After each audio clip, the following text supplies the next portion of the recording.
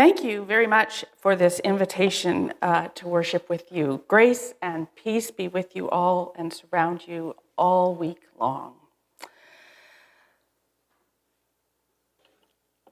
I came to work at Wycombe as the executive director about 3.5 years ago. I've nearly always worked in the nonprofit, charitable, and church world. For 11 years, I was the executive director of the Evangelical Lutheran Women, the national women's organization of the Evangelical Lutheran Church in Canada. Early in my career, I worked at Welcome Place, which provides services for refugees. And still earlier, I graduated with an education degree and did some teaching on a reserve and years of substitute teaching when my children were growing up. Prior to Wycombe, I worked at World Vision, where I also did graduate level business administration studies in nonprofit management. At World Vision, I worked in Canadian programs where we worked with local organizations teaching and training executive directors and program leaders various organizational development methods, community development, and conducted organizational assessments. Wycombe was an organization that I worked with at the time. Sadly, World Vision, during a time of its own organizational review, decided to cut Canadian programs. And so 6 of us were left unemployed, including my bosses. Bottom line, I've always worked in places where I might have the opportunity to contribute to the betterment of someone's life and the opportunity to use my God-given gifts of organizing, planning out, and carrying plans to fruition. What's at the core of Winnipeg Inner City Missions? It's a place where we build up personal and social well-being in our program participants. We envision a community where people live in harmony and balance with themselves and with each other. So how do we do that? My preference is to talk about people and overall work that we do, but it's important to get a bit of history and context. Wycombe, Winnipeg Inner City Missions, was created out of 2 missions, Flora House and Anishinaabe Fellowship Center, AFC, both that ministered to children and families. AFC, prior to our use, was an auto mechanic shop. Renovated, it had drop-in for inner city residents. The thrift store was started at some point, and there were Sunday service and Sunday school. After 2007, it was home to the Learn and Play program for preschool children and caregivers, and it was also used for Sunday school for the Place of Hope Indigenous Presbyterian congregation. Flora House, as it is affectionately called, has always been about children's after-school programming and summer programming, and started approximately 40 years ago by Presbyterian women. Initially, the activities were done out of a house down the street on Flora, and then 739 Flora Avenue was developed and established Flora House and began programming in about 1991. In 1997, the transitional supportive housing and programming opened up in the place we call Place of Hope on Logan. This building is located right across the street, or right across the back lane from AFC. What takes place in these spaces is our focus.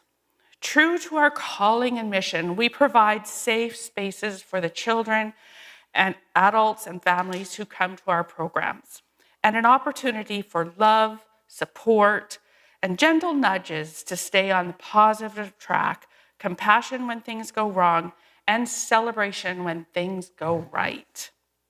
So let me tell you a little bit about a few of our residents in our First Steps program who live at the Place of Hope, the building on Logan. So there's Betsy. Betsy was a woman who was addicted. She had several children, raised them in a very dysfunctional home life. She ended up homeless. She might have been one of the people that you see sleeping under a bridge or in a bus shelter. She wasn't doing very well, but something clicked at some point, and she decided that she was going to change her life. She now is fully employed. She's very stable. She's doing well. She's moved out from our program. Part of the reason for her to move out was because she's such a great role model to her children and her grandchildren. And so as her grandchildren are now in some dysfunctional homes of their own, the mother is an alcoholic, the father is in jail, she has taken those couple of grandchildren with her to raise them. And as it turned out, now the children are elsewhere, just through some unfortunate circumstances of her got sick and needed surgery recently, and so it just wasn't working out. But she still is a great mentor to both her children and her grandchildren. It's just a cycle that we hear about in the news. It's a residential school, 60 scoop, long-term trauma, intergenerational trauma. But we're working on that. That's our daily work, is to work and help and support people through those circumstances. Fred had some financial difficulties for some reason. He worked in the financial area. I guess things went kind of bad and he had to claim bankruptcy. But bottom line, he rebuilt his life. He stayed with us for several years. He got his finances back in order. He's an energetic, fully engaged person with the world. He's done some film work, was always looking for jobs. He was a real go-getter. And he has now moved out, but he is doing very, very well too. So we're so happy that we can give people support during these years that they try and work on making positive strides in their life. So then we have George, 16 years sober. He lived with us, has a disability, and at the beginning of the pandemic, he relapsed. Very trying times, very difficult. Struggles with mental health issues, has many interests like plants, movies, music. He's a former welder. He needs people to support him. He thrives only when there's contact with people who care about him and provide him the forgiveness and the love that goes with a life of lots of ups and downs. So we support him. We care for him. We challenge him to make good choices and to establish good and healthy self-care practices. Then there's another couple. They lived with us very, very temporarily. They were evicted from their apartment for various reasons. And I'll call her Sarah. So Sarah did some volunteering in terms of cleaning at Wycombe to get the extra $100 that she could get on welfare. And they stayed with us because they were in transition from the apartment that they were evicted from, and they had to find another place to stay. So I kind of made a crazy deal with them. I said, because sometimes we know that we have to help people achieve their goal. Their goal was to get a new apartment. So I said, okay, the rent at Place of Hope is $778 a month. So you can live here for 3 weeks for $200, or you can live here for 4 weeks at $778. So which choice do you make? So they worked really, really hard, this couple. They have challenges. They are challenged by living with FASD. They are challenged by many mental health challenges, but they did it, and they were successful. So I'm really proud of them for sticking to it, for making it their job to get out and find a new place to live. But what I really want to tell you is we started during this pandemic, just sort of it emerged that we provide Wednesday lunches to the residents. So the staff get together. It was also part of a way for us to de-stress, do something fun together, but then to provide the residents with a meal, which was, it's always very, very much appreciated. So we started these Wednesday lunches. Well, that's something that Sarah had actually lived at Place of Hope a long time ago, but that's something that was new to her. She didn't know that we provided Wednesday lunches, and she really liked Wednesday lunches. So they left some stuff at our place for a couple of weeks until they could get it moved to their new apartment. And so she came back, and she was, the movers were moving their stuff. And it was a Tuesday, and she said, can we come back for lunch tomorrow? And I just went, oh, Sarah, I'm so sorry, but the Wednesday lunches are really just for the residents.